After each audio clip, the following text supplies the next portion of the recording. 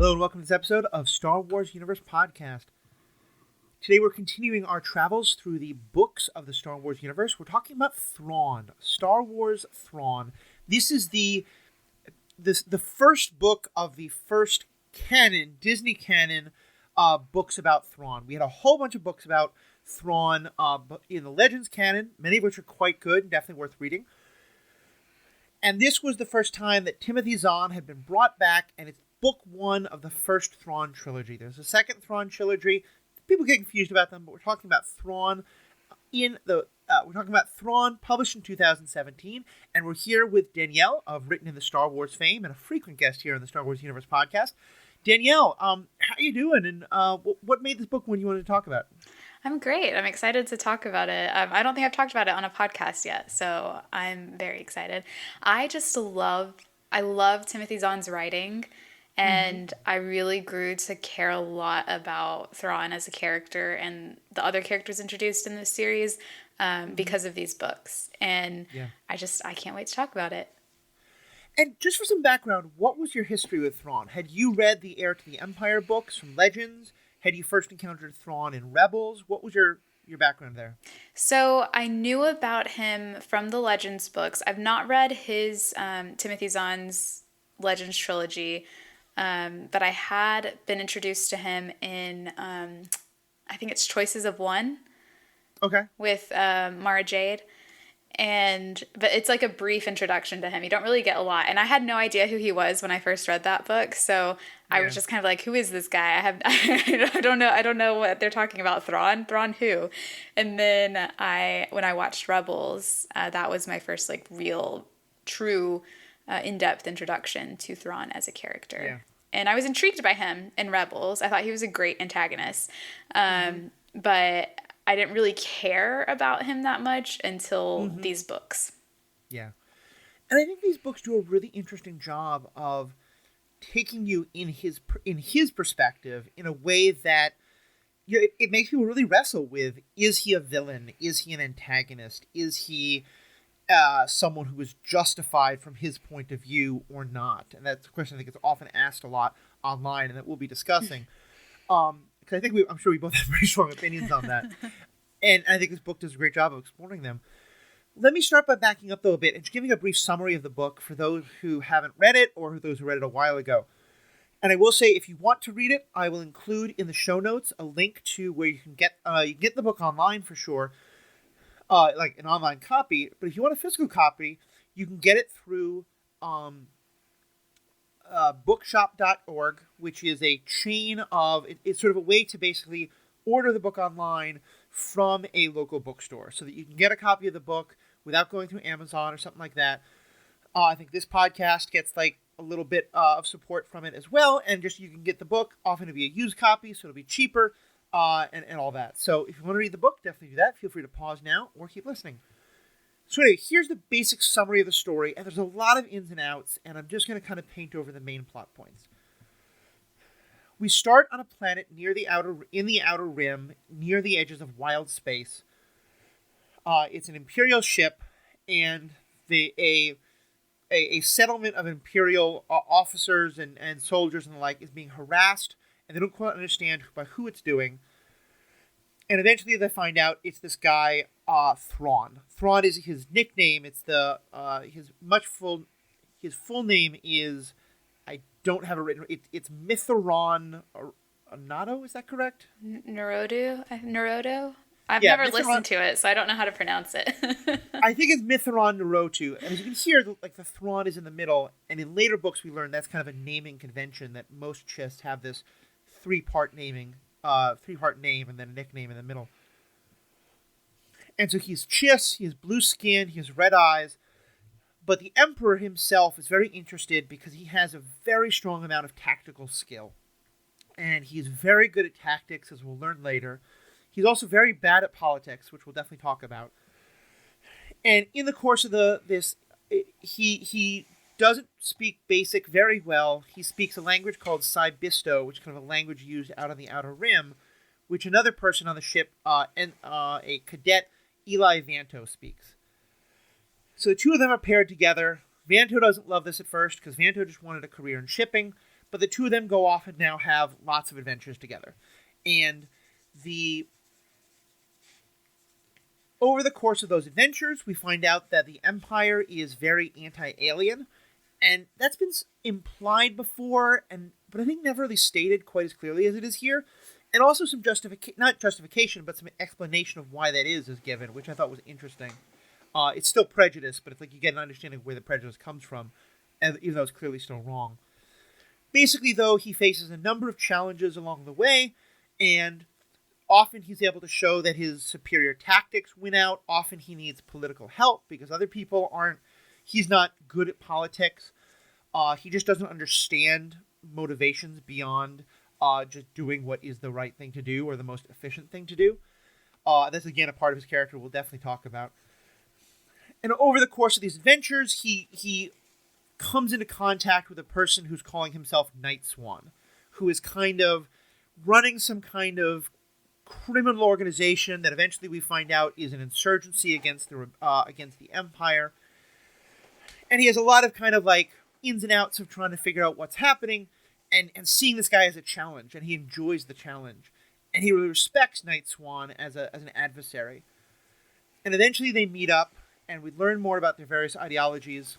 Night Swan is standing against the Empire and is challenging the Empire because he thinks the Empire is wrong and bad. And he kind of challenges Thrawn on why are you still with the Empire? And Thrawn's response is that there is this much greater, much more evil threat, and he needs the Empire to be strong, either so that it can join him in standing against this evil, or so that it can be, the slower swimmer that the shark catches, instead of him and his people. And he offers Night Swan the chance to go to be with the Chiss Ascendancy. Night Swan offers him the chance to join the rebellion. They both have to turn each other down, and there's a final conflict in which, from all we know, Night Swan is killed. And I don't mean to imply that, there's nothing in the book that tells us that Night Swan isn't dead, except that, in stuff, we don't see the body on page. We're told it is, so who knows. By the end of it, Thrawn has become a Grand Admiral. He has also learned about the Death Star, a project that he is deeply uncomfortable with, though it's clear that he never makes any moral objection to it. He believes that it is a waste of resources, in part because it can be destroyed, like anything can be destroyed. And he doesn't like attacking civilians, and so he does have a little bit of a compunction with that, but his primary idea is just that this is a bad use of, this is not the way the Empire can be strongest. He challenges the Emperor on that a little bit. The Emperor gives him an answer that he's kind of okay with, and at the end he's being introduced to Darth Vader, which sets up Book 2. And then at the very end, we also find out that Eli Vanto, having proven that he has some real compunctions with the Empire, has been invited by Thrawn to go off and join the Chiss. So that's the main plot, and then a secondary plot is, as you mentioned, Arinda Pryce, who will be remembered by people who remember Rebels, especially seasons 1 and 2. I think actually all 4 seasons. She's the governor of Lothal, I believe by the start of Rebels. And so this is kind of a lot of her story, how she comes to get in power. And it's a really interesting story because she starts out as a fairly sympathetic character. Someone whose her family mine, is being caught up in Imperial politics and basically taken from her through corruption. And in kind of a classic but tragic story, she winds up trying to go to the Empire to get involved with things so that, it's the I want to get power so I can use it to get mine back from my family and my people. And she eventually becomes fairly corrupted by the Empire herself, but still out for her own goals. And so the book ends with her solidified in her power over Lothal, solidified in her very bullying position over Minister Tua, who we see from the books, having displaced Governor Azadi from power, who we also remember from Rebels, and having established herself as having a relationship with Thrawn. She has been his kind of political protector a few times. He has helped her in his own way. And by the end of the book, she's basically inviting him to come and help her with the insurgency on Lothal. So it's kind of setting up we're kind of clearly placing where this book is in the Rebels storyline. So did I miss any big thing? There's obviously so much of the plot that I didn't get into, but in terms of the important story beats, is there anything that I missed? I don't think so. I think you got everything. Yeah. So let me just start by saying, in terms of who Thrawn is and the relationship between him and Eli Vanto, in terms of adaptations, I think after Cumberbatch, Thrawn is my favorite Sherlock Holmes. Yes. Because this is very, very clearly a Holmes and Watson dynamic. Yeah. Would you agree with that? No, 100%. As I was reading it, I actually have several notes where I was like, this is giving Sherlock and Watson, like, in the best possible way. And then I found out later that Timothy Zahn reads the Sherlock books and watches, adaptations, or at least reads the books every time he sat down to write a new Thrawn book, just to get himself in that headspace again. Yeah. And I was like, it comes across so clearly in the book that that's what it is. And I love it because it's like on its head. Like Thrawn and Eli aren't like, they're like a morally gray Sherlock and Watson, which we don't really see that often. And then I would argue that Night Swan is the like Moriarty flipped on his head, because Night Swan's actually like he's for the good guys. Like he's fighting for, the fledgling rebellion. And I love that it's Sherlock and Watson looked through like a very kind of like distorted mirror kind of. Yeah, it's so well done, and there's so many little ways in which, like, I'd read the book before, but somehow it really struck me this time. Thrawn is really presented, and I think, autism has existed in some form or another for probably as long as humans have existed, but we haven't had words for it. And there certainly were no words for it in the time Sir Arthur Conan Doyle was writing Sherlock, but I think a lot of people now would look back and be like, he exhibits a lot of traits of autism or some kind of neurodiversity. And I think in the same way, like, we know nothing about Chiss mental chemistry, and so to say that exactly translates to their brain functions, I think is not an accurate way to do it. But like, certainly for me as an autistic neurodiverse person, I could relate to Thrawn very much, and I think a lot of people would say the same. And he's very much as Sherlock is portrayed, and Watson/Eli Vanto is often kind of his translator. Like Vanto, there will be times where Thrawn says something that is not meant in any way to be offensive, but comes off as incredibly arrogant or incredibly presumptuous.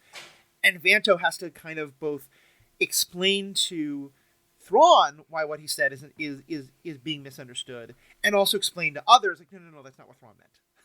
Yeah, and I love that because he's literally his translator, literally, and also in a more like between the lines way as well. And so I had never thought of it that way until you said it, and I was like, wait, no, he's literally his translator from Chiss to Basic, and then the other type of translator too. And it's kind of a wonderful thing of, over the course of the book, you see Vanto's position change quite dramatically, because at first he hates this. He's very much a like rural, I want to be out in the prairie doing the supply work that I'm really good at. I don't want to be involved with this Chiss. I don't want to be involved in the big city. I don't want to be involved in imperial politics.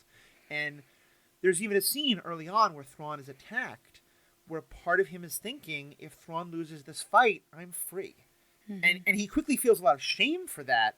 But then a couple of other times, there are moments where Thrawn might be getting court-martialed, and he's feeling this moment of, like, I should defend Thrawn, I want to, but I have to remember that if Thrawn goes down, I get my old life back. And then by the end of the book, there's a moment where kind of Thrawn sort of says something, he's like, no, I'm really happy where I am, I'm happy I'm with you. And I just thought that was really beautifully done.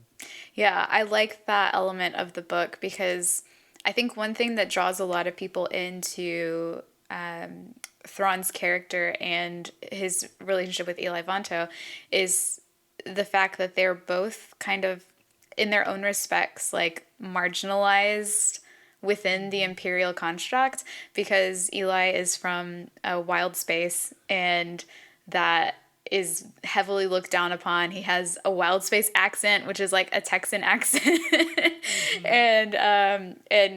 And he also, in the comics, he has darker skin too. And so I think it is heavily implied that, like, all of this is meant to be, it's intentional. And and Thrawn is a non-human in a very pro-human, anti-alien government. And so they're both looked down upon. They're both frequently criticized, belittled, invalidated a lot. And I think a lot of people who are marginalized themselves relate to that when reading this. Mm-hmm. And especially, this is where you can tell that Timothy Zahn did his research for this, because the dynamic between two differently marginalized people in a environment that marginalizes you, that actively marginalizes you, it is common to want to be like, I just want to be for myself. Like, I have enough issues. I just want to focus on myself. I don't need anyone else like making this harder for me than it is.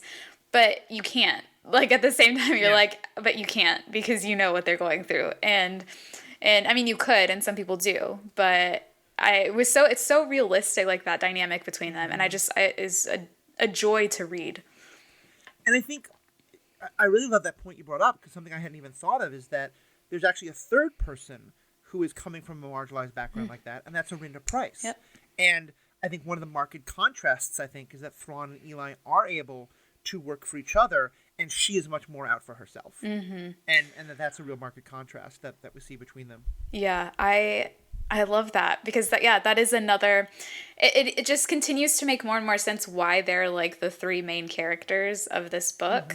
Mm-hmm. Because Arinda Price does offer like a different perspective of like, I compare her to Ezra a lot, because they're both from Lothal, and they both lost things to the Empire. Ezra lost his parents.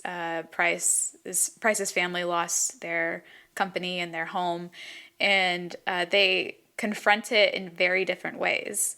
Ezra becomes very anti-imperial and eventually fights against them.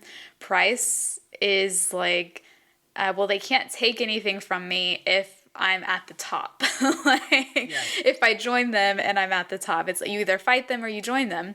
She joins them. And I love watching that, because you want to feel sorry for her, and you kind of do at the beginning, but every choice she makes is actively like, don't feel sorry for me.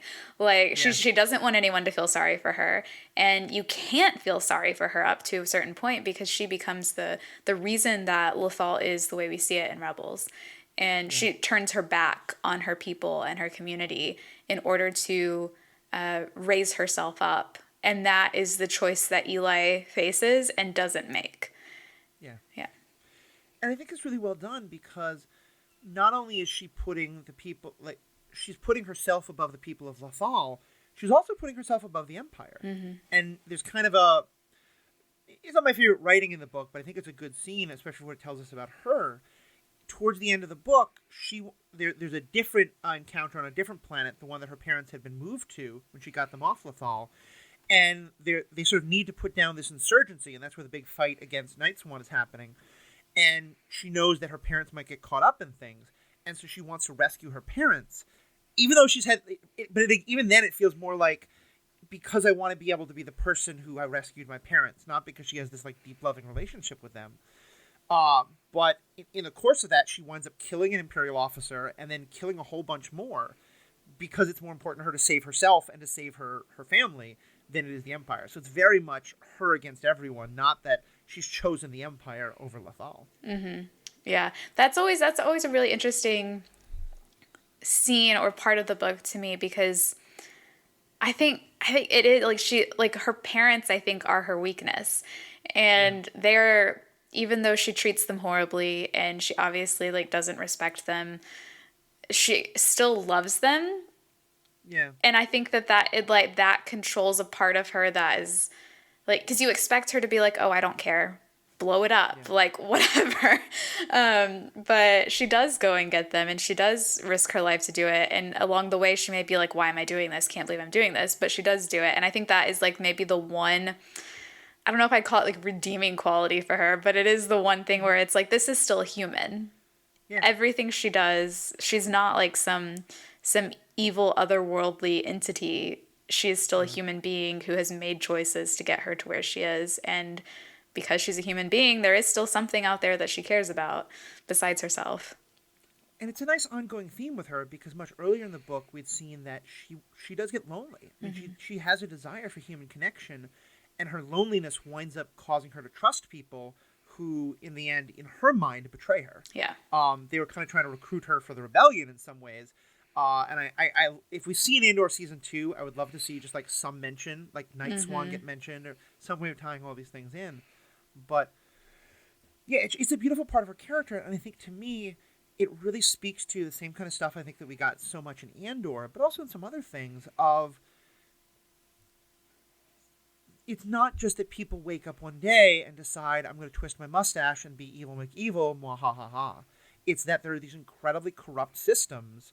You know, she tries at first to fight through the system to just not have this horrible thing be done. Because what basically happens is her family's mine is discovered to have this metal that is deeply important to the Empire.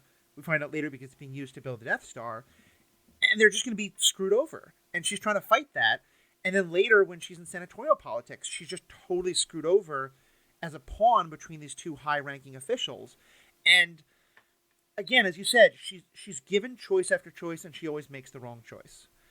And so I don't want to excuse her or justify her, but I also want to say that like, she shouldn't have had to make all these terrible choices, you know? And so that in the same way that Andor does, I think it allows me to recognize the humanity or the sentienceness, if it's not humans, of all these people who are put in these horrible situations. You know, it's corrupt systems, corrupt people, and they are corrupted, and that's on them, but it's also on everything around them. And I think it shows, like, this kind of goes hand in hand with that, about how the Empire nurtures the worst in people. If you join them, if you let them, they will nurture the worst in you and make you even worse than you were. Because the very first section we get for Price is she's looking out over Lothal and she's thinking about how much she hates it. She's like, I don't want to be here. All of these people who know each other, I don't want them to know me. Like, I don't want to be out in this backwoods planet. I want to be somewhere like Coruscant. She wants to be on a city planet, and she wants to be important, and she wants and wants and wants and wants. And she's already thinking about, like, how much better she is than the people around her. And that there are people like that who aren't evil and who don't do horrible things, but who do, just want more for themselves and care about that. And that's fine because everyone's different. But when the Empire gets a hold of that, when she immerses herself in the Empire and they take advantage of her worst qualities, because those worst qualities are what get you power. And I just think it's really interesting how we see that play out with her story. Well, especially because, and I don't know how, especially because it really makes sense to me that the Empire is like that, because one of the things that we've seen in books that explore the Sith and their philosophy, and this is primarily from Legends books, especially the Darth Bane books, but also in some more recent stuff, including Rise of the Red Blade, which Danielle and I talked about on a recent episode, is the idea that part of the ideology is everyone should be fighting each other. Everyone should be backstabbing each other so that eventually the strongest person will win out, and then that strongest person can keep everyone else in line until someone betrays them. And all of the infighting that happens within the Imperial Navy, Thrawn just doesn't understand it, but that it's that people are threatened by Thrawn, and so they want to cut him down. Or, as you said, are threatened by someone like Price and want to cut her down, or Price needs to do this. It's very much the Sith ideology. And it is something that happens all the time, like in corporate world and political world. Like, it's not something alien to us, but I think it is definitely the fact that Sith is now in charge and that mentality is seeping into all aspects of the government and the Navy, I think is not coincidental in the slightest. Yeah, absolutely. I love the way you put that. I'd never really thought about, obviously know that the Sith is in charge, but I never thought about how that trickles down into the fascist government it becomes. Well, and one thing I'm curious about, because we know that they are doing a lot to honor those original Thrawn novels, Heir to the Empire trilogy. And a lot has been very different because in that, he basically comes back fairly soon after Return of the Jedi and all that. But one of the things that he says a lot in that is that he recognizes the Empire's influence on the Imperial Navy and thinks it was bad, and kind of comments that, like, Darth Vader killing subordinates all the time is not good for discipline. He does kill one subordinate, but he does it in a very different way. And yeah, so I do kind of wonder if in future Thrawn stuff, we'll see if he is either in TV or in more books, becoming more of an established figure in the the New Republic era.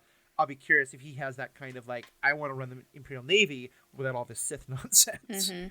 Which is interesting because I've not read the Heir to the Empire, but with these books is you can see what has been brought over from that in him, because even though he may not be, like, actively thinking, I want to run it this way to eventually, like, have the entire Navy be run that way, that is, like, he runs it efficiently. Like, that is the appeal of him, is that he is such a good leader, and he's a good teacher, even more so. Like, not just a good leader, he's a good teacher, and he's patient, and he never underestimates his opponent.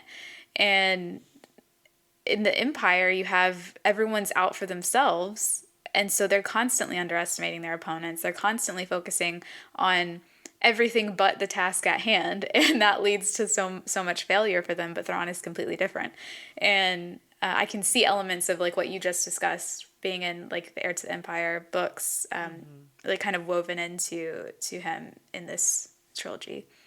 Yeah, definitely, and that's a perfect transition, because I will say in the Heir to the Empire books, he is straight up a villain, and he has no compunction doing villainous things. Like, he attacks civilian populations when it's needed. He does villainous things.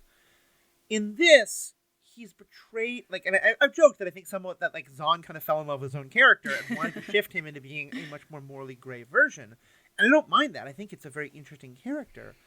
But let's talk about his morality. Because I do know that a lot of people have made him just kind of the same way that they're like, no, Anakin did no wrong. It's like, no, Thrawn did no wrong. He was doing what he had to against this greater evil. What do you think of Thrawn morally in this book? Oh, it's so interesting because I love how Zahn handles this, because it could very easily fall into the type of story where it's like you forget you're reading about the Empire, you forget you're reading about the bad guys, and you're like start rooting for them. And every time it got close to that, Zahn puts in something that reminds you, hey, no, this is not what's supposed to be happening. And one part of that is Thrawn goes to help out a fellow Imperial fleet or whatever, and this battle is written really well. It's very exciting. You're like, oh my gosh, he's gonna do it. He's gonna pull off impossible odds. And then you find out that they were helping to prevent enslaved Wookiees from escaping. And it's like, well, yeah, that's not fun, actually. I can't support that. And it's just like a switch. So it's like, yeah, you thought you were rooting for this. This is a reminder that this is who Thrawn is working for. And because he's working for them, and because he played a part in this, he is actively perpetuating the harmfulness of the Empire. He is enacting it. He is a player in this game, whether he intends to be or not, whether he actually agrees with slavery or not. He is helping with this. And I like that it's talked about, because Eli brings it up to him. He says, I'm not comfortable with the Empire using slaves for their labor. And Thrawn says something about I actually, the whole quote. Do you have it? Here. Yes, because it's a good one. It's a good one. Yeah, he says, I'm not completely comfortable with the Empire using slaves, sir. And then Thrawn responds, terms are not always as they seem, Commander. They are called slaves, but they may in fact be indentured servants. They may be prisoners working off their sentences. They may have sold themselves into slavery as a means of repaying debts to others on their world. I've seen all those situations at times. Eli, you really think any of those are likely? No, Thrawn said, his tone hardening. But it does not matter. However those beings were pressed into service, they are now Imperial assets. They will be treated as such. Yeah. Like, it's chilling. It is really chilling, and I really enjoy things that explore the difference between immorality and amorality. And to me, that's where he is. There's no maliciousness in Thrawn. Even when, like, there are times when he recognizes that people who have fought against him for horrible, malicious reasons will be good resources to the Empire later on, and so he puts them in a place where they can't hurt him, but they also can do good for the Empire. He's not wanting to punish people, but he has this just incredible, like, I know what my goal is, and so every every means that gets to that end is justified. Yeah. And he gets like tunnel vision, and this isn't a spoiler for the Ascendancy trilogy, really, but there's a part in one of those books where another character, he says that another character sees the people behind the culture or something, the actual people, and whereas he just sees them as a means to an end or something, and he acknowledges that he doesn't see the humanity behind them all the time. He just sees their history and their culture and how they, almost like it's a mechanical thing. Like they're all kind of like, wheels in a machine that are helping all of this turn, and it makes sense to him that way. And he doesn't know how to look at it from a different perspective, but he acknowledges that other people do. And I think that it's just such an interesting way for him to be, because you're right, he's not malicious. In that instant, he's just like, I can't deal with this right now because this isn't my goal. And if it was his goal, like if those were Chiz being enslaved, he would do something about it. But it's not. And that's neither malicious nor good. Like it is what it is. It's right. Just, it just kind of is what it is with him, I guess. And it's so interesting because I admit, as I was reading the book, I was starting to re-question my morality on him, or my moral judgment of him, because, I think there was a big debate about this like a year or two online, and I was very much on the status of like, yeah, he took the side of fascism, he's a fascist. And that at the end of the day, that has to be what matters. And I was thinking more about it, in terms of history, in terms of like, well, when have we been in that situation? And not take us into a long diatribe, but I am a big fan of World War II. I'm a big fan, but, I'm very interested in the history of World War II, especially all the politics. And, we won that war in large part because of the USSR and Joseph Stalin. And Joseph Stalin was a horrible, horrible dictator who may have killed more people than Hitler, depending on how you do the math and different things like that, and did horrible, horrible things. And I was wondering to myself, like, if partway through that war there'd been a rebellion within Russia, and we knew that we could like support or even just kind of stand back and let the rebellion happen, and it might have freed Russia, but doing so would have, completely like disorganized the Soviet Union and made the military fall apart and like not been able to help fight Hitler, or we could have stood by or just helped Stalin put down that kind of a rebellion. And truth be told, it may, I think it's entirely possible that there may have been some ways in which we helped Stalin put down some people like that. And was asking myself, would that be justified to help defeat Hitler? And that's a question I'm still on the fence about. Like, I want to say no, but like, also, it is how we ended Nazism. Yeah. And, but then we get to that slave part. And because they establish, he establishes that Thrawn doesn't want to attack civilian populations. Which I do think is one place where Thrawn makes him a little bit better than he was in Rebels, where he very distinctly attacked civilian populations. But I think it was that slave passage that just sort of made me go like, no. Like, even if I think that he honestly believes that the Chiss the Emperor can help the Chiss fight this much greater evil, the fact that he's able to go to that point of slavery and justifying it is just where I have to get off the boat and be like, I know that you think that you're the hero, and I respect that and understand that, but I think you're wrong. Yeah.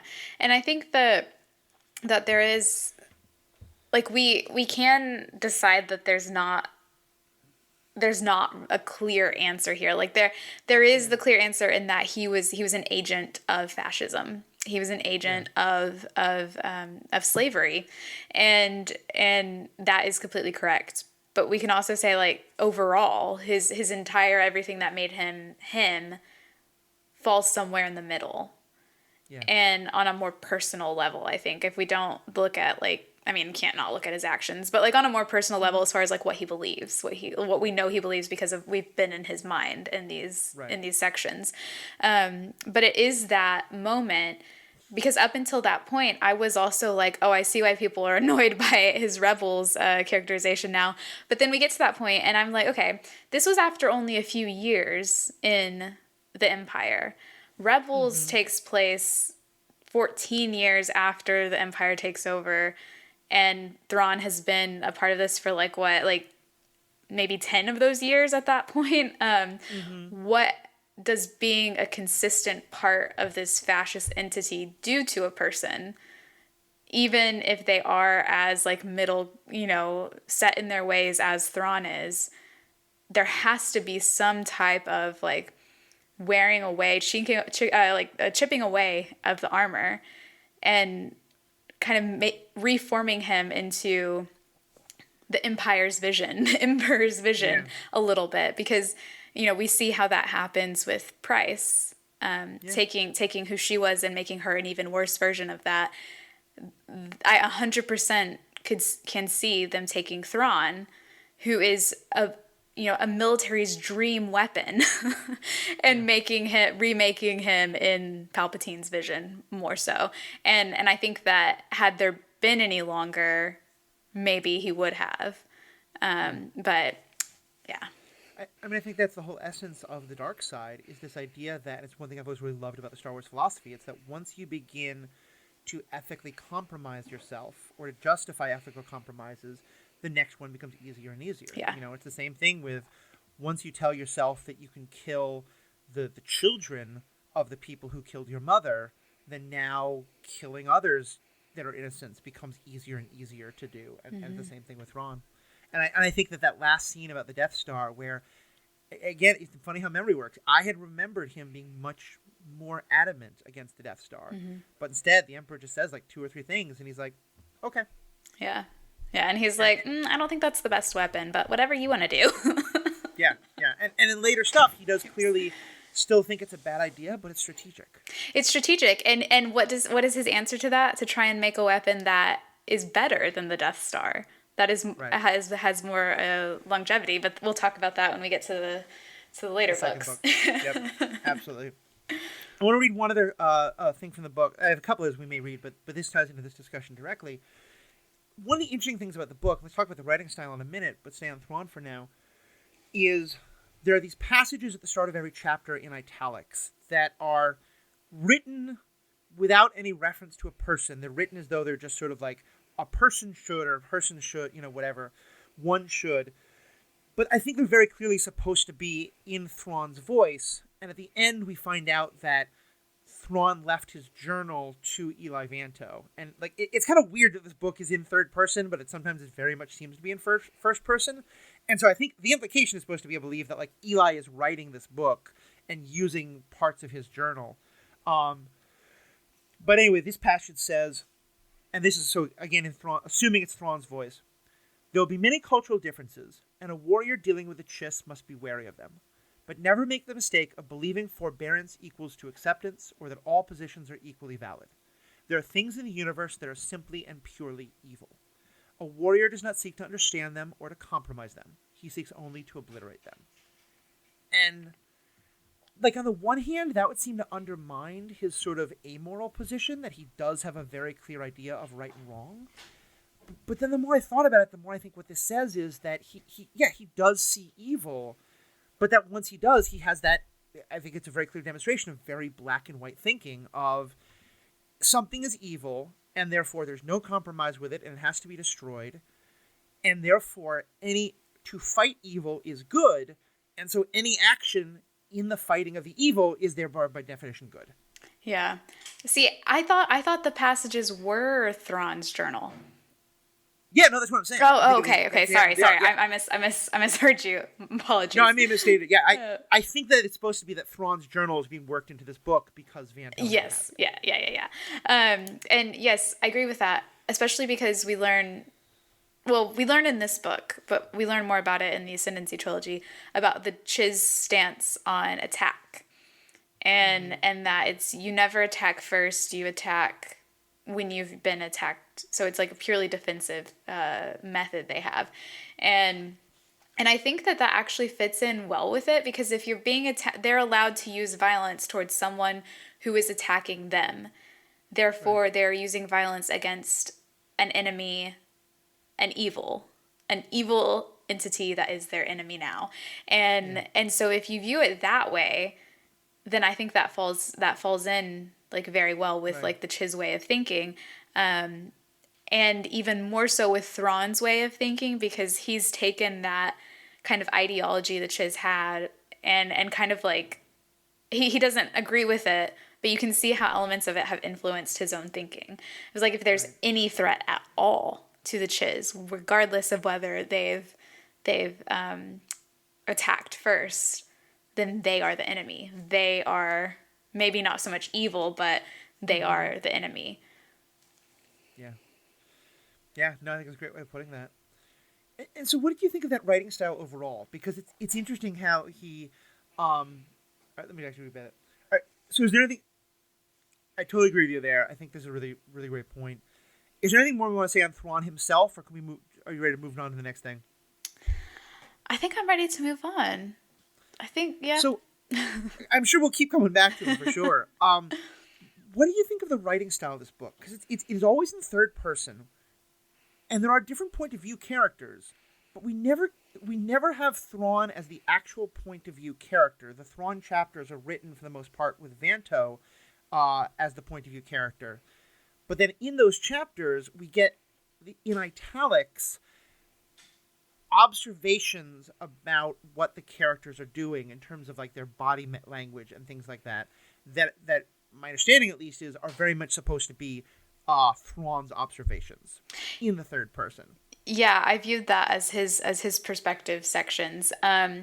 And I loved it because it put me in his way of thinking. Like, he has a very strategic, analytical way of viewing situations. He's very observant, and he notices every little thing that someone does. And so the even the scenes where he's talking about how someone's like lip twitches a specific way, or their skin flushes, or any of these other things, those are all like being filed into his mind as their reactions to what he's saying or what's happening, and why they're reacting that way, what it means, what it indicates about what their reaction is going to be, like what they might say next or what decision they might make because of that. And I don't think I would have understood his character without those sections. Yeah. Because it's like seeing the way he thinks, you're like, oh, okay, yeah, it must be how Eli eventually understands him, because once you see it, once you read it that way, every single thing he says, every single action he does makes sense. Like, his reaction to things makes sense from there, because even if you don't agree with it, like, this is how he thinks, and I can understand, if you're thinking this way, why you would come to the conclusion that Thrawn does.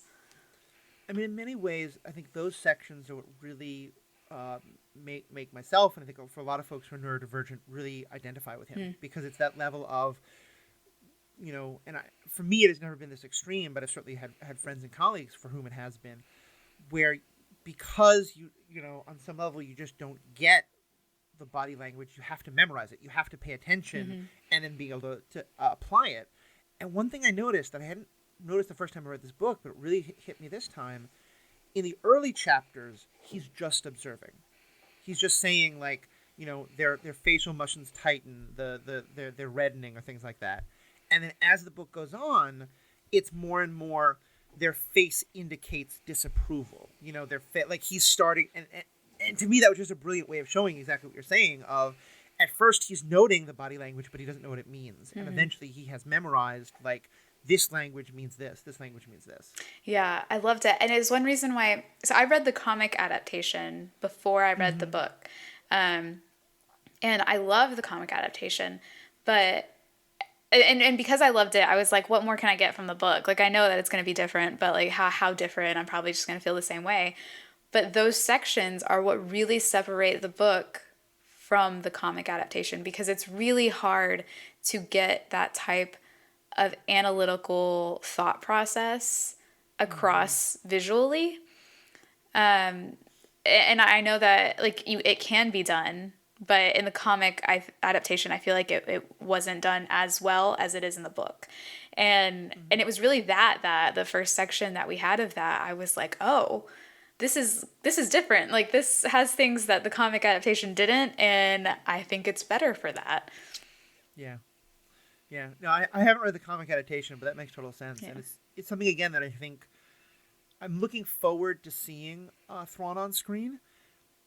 I don't know how you could possibly capture it on screen, unless you just had a constant voiceover, which I think would be wonderful, but I think most people think is bad television. So. I think you can do it with well-directed silences and like gaps, or not, maybe not that, but again, we'll be dealing, could potentially deal with a Thrawn that is years after we first see him, so maybe is a little bit more adjusted, as you said. I think that's fair. Yeah. I think it's fair. Certainly, like, one thing that also occurs to me as we're talking about this is I think it's important that, like, the neurodiverse and that the neurodiverse analogy may well be there, but also he isn't human. And one of the things that I think that we often forget about, and this is true even within human cultures, but especially if you go to other, discover other kind of alien life, it may, human biology may be that your face reddens for particular emotions. It may be that just biology, it's totally different. Yeah. So it may also not be that he doesn't pick up on it. And, like, to me, one of the perfect examples I've heard of this, and I've seen, is, when I learned that in a lot of Asian cultures, direct eye contact is considered rude. And I'm it's probably a much more complex topic than I'm giving a very brief overview of. But the idea being that there's certainly been a lot of, like, perception, racist stereotypes about, people from Asia, based in part on, like, they never look you in the eyes, so it must be shifty, or, all this kind of racial nonsense. And I think that that's another thing that is so easy that we think in Star Wars of how racially diverse, if not human racially, unfortunately, though it's getting better, but, like, species diverse it is. That the Empire is very much not, as they talk about this. And so it's another way in which he has to learn all this human stuff. Yeah, and especially, like, never or not really have ever being around humans before, being as isolated as the true descendancy is. Yeah. I also like that they give, again, not a justification, but a little bit of explanation for the prejudice. That, as they say, it's because the Separatists was primarily alien. Which it's funny, because during my Clone Wars coverage, we talked about this, how I think it's part because in a kids show, they didn't want to show our heroes killing humans. And so they mostly had them killing robots and occasionally very kind of, like, scary-looking aliens. Yeah. And so weirdly, in the Clone Wars, the only time we see humans is in leadership, like Dooku or the Senate and stuff like that. Yeah. But I think this was a nice way of picking up on, like, yeah, even if it's for whatever weird reasons, the canon is that most of the Separatists were not human. Yeah.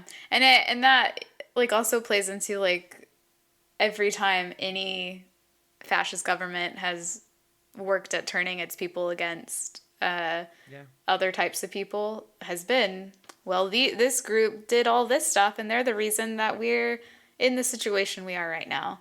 So, yeah, so it is, like, it makes sense that that's what they would say. It's funny, I did an episode a while ago about how Dooku would be remembered, positively or negatively, and now I kind of wonder if the Imperial story might talk about, like, Dooku was just a person who brought up some very reasonable problems with the Republic that the Empire has now fixed, but then Dooku's dream was taken over by all these aliens. And so that's why they were the there's a reason that all of those were the ones that Anakin killed on Mustafar. They were trying to take over Dooku's legacy and turn it into something horrible. And it's the horrible Jedi who killed Dooku. Yeah. Love that. So what else about this book did you want to get into? Oh gosh, what all it? There's so much about it that I loved. I guess there's this idea, and I touched on this a little bit earlier, of like how Thrawn runs as a leader, how he runs his ship and everything, and that's something that, like, I'll get into more when we talk about the other books, but you can see it here, just how different he is from the Imperial leaders, and I use that word loosely. I love the idea that like what might have happened if Thrawn hadn't died in Rebel, or not died, but if Thrawn hadn't, been forced out of wherever Lothal and the Empire at the end of Rebels, what might have happened? Because you can see in this book very clearly, like, yeah, he was probably pushed through the ranks a little bit because of Palpatine's influence, but also, like, he's very good at what he does.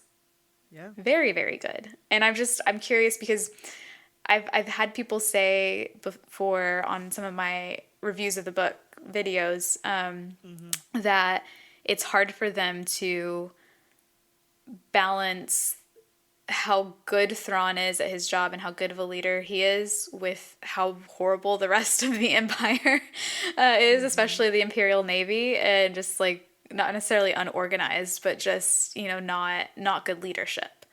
Yeah. And I'm just curious what your thoughts are about that. I mean, I think we see some of that in Rebels, in the clashes he has with Constantine. Yeah. Where Constantine is that he's much more interested in protecting his own ego and his own reputation. And in the end, it's his desire for vindictiveness and maliciousness that gets him killed.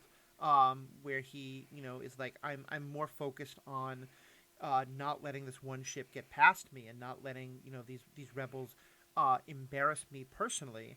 And he winds up screwing up the siege. And so, yeah, I think it's and it is interesting, and it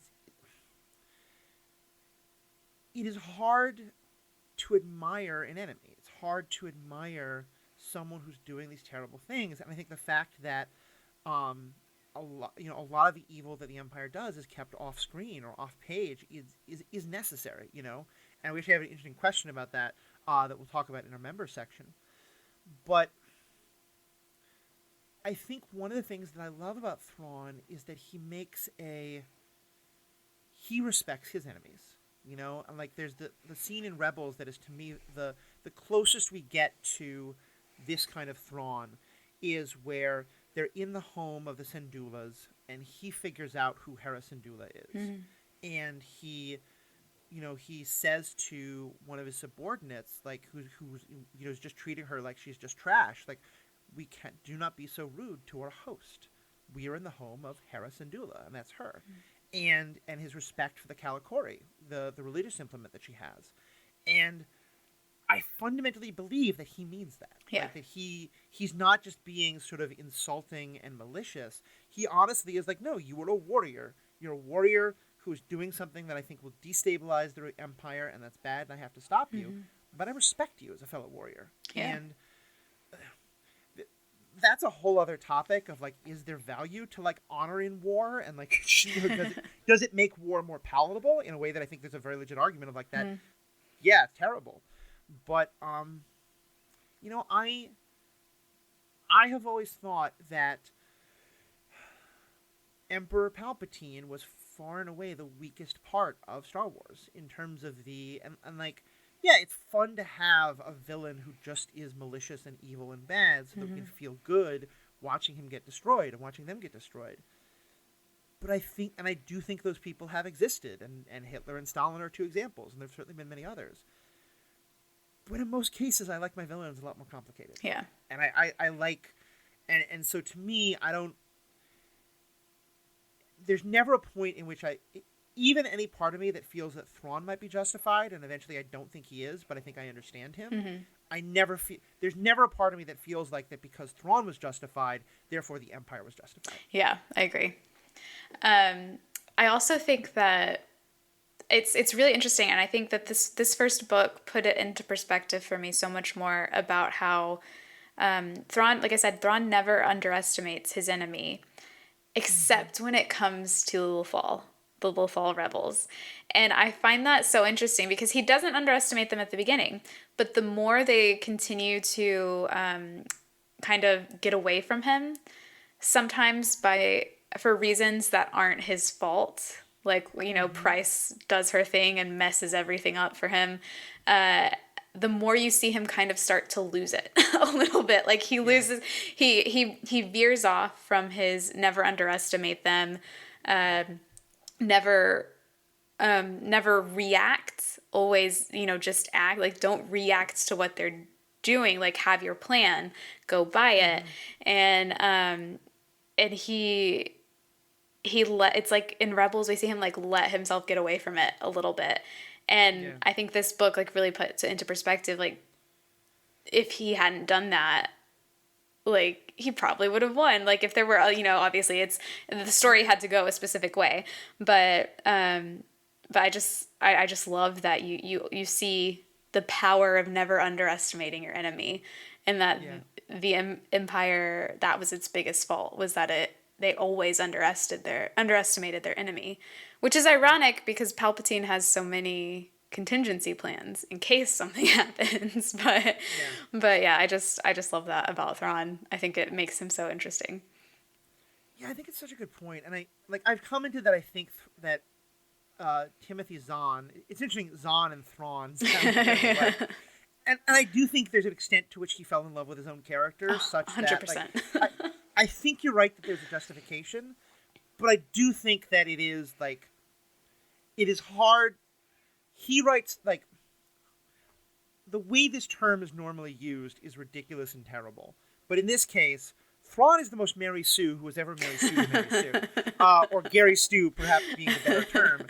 And, I do think there's an extent to which the way he's written here, I do not believe that this Thrawn is outsmarted by the rebels. I think you're headcanoning it very well. And in the same way, I think, the Price who he writes is far more competent than the Price we see as Governor Lothal. And it's possible that she's so shaken up by what happens with her parents that kind of unhinges her. But that's, I think, also just, I love the way you write these characters, Timothy Zahn. But, it's a little hard. He does have to get beaten eventually. You have to give him a flaw somewhere. It is interesting. I need to go back and reread it. It's not been that long since I read it, but because I think I could have both prices coexist. I think a little bit better, just because she is so Price is so vindictive, and I think that at the point we see her later on, she's been playing the long game for so long that she's just tired. But she only plays the long game against people she thinks they're worth it. That she can gain something from. And when it's people who she doesn't think she can gain something from, then I think that's when she starts to make mistakes, because she looks down so much on people that, she doesn't see them as worthy, then they can't possibly beat her. That's actually a really fair point, especially because she's done that all of her career and never come back to, she looked down on the people who betrayed her. She was like, no, I can just stab them right back in the back, and then they were carted off to jail, and she never had to worry about them again. So I think it's also because that is fair. I think we see it in this book too, is that she's never encountered anyone who's willing to sacrifice themselves for anyone else either. Yeah. So I love these books, and I love the character of Sherlock Holmes, but I have the one critique I bring is the same critique I bring about Sherlock Holmes, which is that Sherlock Holmes and Thrawn are able to deduce the most likely reason why a thing happens. Mm-hmm. But that's not always the reason. Something that is an 85%, if you play poker at all, you know that something is an 85% possibility. That still means 15% of the time it's not gonna be that. And the art thing, I think, is even more so. I think someone who tried to say just think about human art and how incredibly diverse it is. I love it as a conceit. And as a conceit, I think I can buy into it.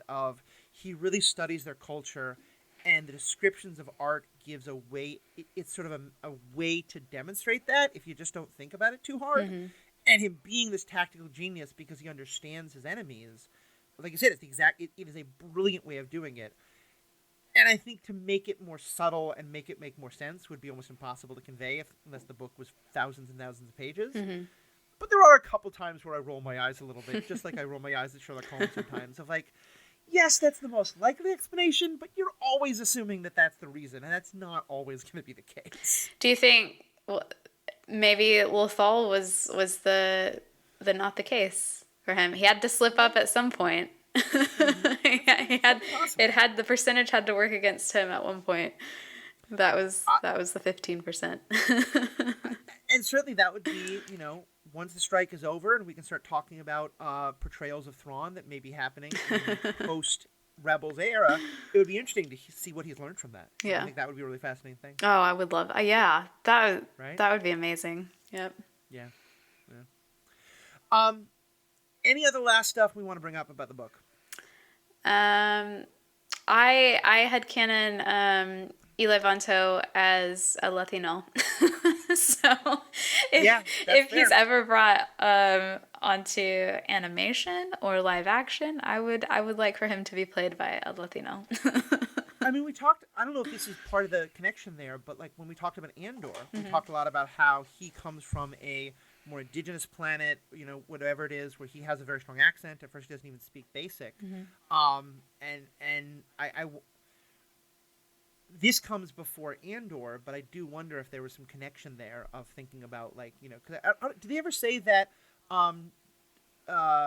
Andor's planet is in wild space, or is kind of like out on the rim there? They don't ever specifically say, but the Republic did have a stronghold there. They had their refinery, and so it would have been, but it wouldn't have been a place that was frequently visited, I don't think, because it did quickly become forgotten about. Right. But yeah, there's not really, I don't think there's anything official about it. Yeah. So, one last thing I want to talk about with this book, because we actually got a great piece of listener feedback. We got this a while ago. Oh, no, that's and so I apologize to Danielle, thank you so much. David I'm really looking R. forward to. We're going to do the whole trilogy, and probably also the Ascendance. I really want to bring your I comments. do hope at You'd some asked me point, a folks, question we're going to about get back Thrawn to a while talking ago about that TV TV and is movies. perfect to discuss now. But I really love that we're getting a chance David to dive wrote into in these books. and I'm so What glad do you that think you're Thrawn part would of have this, done? Danielle. So, for when those who want to the hear Emperor more of blew your up. stuff on What do you Twitter think Thrawn and would have TikTok done and places when like the that, where Empire can they find blew you? up? On TikTok, I am written in the Star Wars. And of course, we on don't know, because Instagram, they written in kind of very SW, conveniently and took on Twitter, Thrawn Danny off the, S394, because I like to make things wherever it difficult was, for me. Space Whales. But I talk During the actual about Star rebellion. Wars The rebellion lately. was going on for a long I'm time, honoring, including the Civil War itself. I'm supporting the It starts with the Battle of Yavin strikers, and and I'm it just starts- talking starts about with the Battle of books, Scarif and then video ends with, games, for as long Return of the as Jedi. those aren't also included in the strike, and various other fun stuff. So yes. I go back and forth because he knew what they were building. You needed to love clones. We learned this in one of the later books, I think the last one. He knew what they were building, and he didn't agree with it, but it's not that he didn't agree with it because of a moral standing, it's because he didn't think that it was a good weapon, because it was too big, it couldn't travel quickly, and if it was destroyed, then they would have to start over from scratch, and they wouldn't have anything else, which is why he proposed his TIE Defenders. And Danielle and I are about to talk about in a second. which I And can't wait then to you talk more also about get, that for the later books. I have a whole theory about that. But and you also just get access to some. no, whether or not he thought it would actually work, we don't know. Please become a So he member. could have Please, had this follow us on idea social because he media and all didn't that. Please really follow all the think great that things it would Danielle is work doing. to the level that think about it was being picking up a copy proposed, of or this that book. he knew And about most of all, for it. we have spoken. But he knew that it was a start. He knew that it was going to be a planet I'm killer. edit something. And I'm gonna do a different question. he never came up with anything against that. He never said had any moral standing against that we read about. So I think that he would not have wanted to be a part of it. But I don't think he would have made a big fuss about it, because I kind of think he would have turned tail and gone back to the Chiz and been like, we got to look out for this. Yeah. On the other hand, I also think he would have been afraid that if he did that, that would be a surefire way for Palpatine to turn that weapon against the Chiz. So he might have just gone along with it in order to protect his people. Yeah. Either way, I don't think he would have made a big stand against it. It's interesting because, that scene at the very end of the book, the Empire, because he says, like, I'm worried that you won't be able to put down multiple rebellions because you'll have focused everything on this one resource. And his response is, but once we have it, there won't be any more rebellions. And it seems to be that that's what convinces Thrawn. But then, and I don't want to give spoilers, we do learn in later books that Thrawn is continuing to advocate against it being completed. Mm-hmm. So I think it's fair to say he's still arguing with it. I think you're probably right, but I think I have a somewhat different theory, which is that I think it would be the moment where he decides not that the Empire is morally wrong or evil, but that the Emperor is not the stable ally that he hoped for to defeat the great evil. Yeah. because I think what he would see is, instead of a planet was so full of the rebellion that they had to be destroyed, that they had done it purely maliciously to try to compel Princess Leia to get information from them, and that he would see this as such a waste of resources, that Alderaan was a great resource, and that, and as I think we kind of learn, so many people, it winds up not cutting off insurgency, but inspiring so much more insurgency. Yeah. That I think he would just be, Darth Vader was stupid. Yeah. Tarkin was stupid, and the Emperor allowed that. So yeah, I think he would have. I guess he would have taken a stand on it in that it was like I said, it's not tactically sufficient. It's not tactically good, and there are so many reasons why it wouldn't work. Yeah, but I agree. I don't think he would take a moral stand against it. Unfortunately, as much as I would like to say yes, that would be the time he rises with the rebellion. No, I don't think he would ever do that. Yeah, I think maybe around I think maybe he would have been willing to meet with Luke Skywalker and Leia and Han and be like, I'll switch sides if you all can be organized and right. But I think the minute he met Mon Mothma, like when he says he's afraid that they'll be too disorganized, I kind of think the stuff that we're seeing about the New Republic is exactly what he'd be afraid of. Yeah. You know? Yeah, and it's like you said when he meets Night Swan and Night Swan offers to says you should join us. Like you don't need the Empire, you don't even agree with them. And he is like, nah, it's too disorganized for me. It's not gonna work. It doesn't have a chance at what he needs it to be. Yeah, exactly. Yeah. One last thing I want to say is that I love that in this book they never say a word about what that greater evil is. Yeah. Because in the Legends book, eventually they do become major characters on screen, and so you have a chance to sort of debate, like, well, are they evil, and are they more evil than the Empire? Mm-hmm. I love that here we never learn about them. Yeah. We just get them as this, like, off-screen thing. Yeah, that was fun, because it is like, well, Thrawn says they're a big threat. How much do I want to trust, like, Thrawn's ideas about this? Especially when you learn at the end of the book that he wasn't actually, he tells Night Swan that he wasn't exiled. He was sent to the Empire for a purpose, to protect the Chiz. But, so what else has he been lying about? Who knows? Yeah, exactly. So, all right, well, this has been great. Danielle, thank you so much for being a part of this. And if people want to find more about your stuff, where can they find that? At this point, I must apologize. We had some technical difficulties, probably why my own voice doesn't sound quite as good as it normally does, but also it wound up that we lost a little bit of the recording, including Danielle telling you about all the places you can find her. All of that is in the show notes, as is all the ways, of course, you can find this podcast and the other Ethical Panda productions. You can find ways to become a member, ways to contact us, ways to contact Danielle. Please check out all of that, and to our members, please stick around for our bonus content. And to everyone else, we have spoken.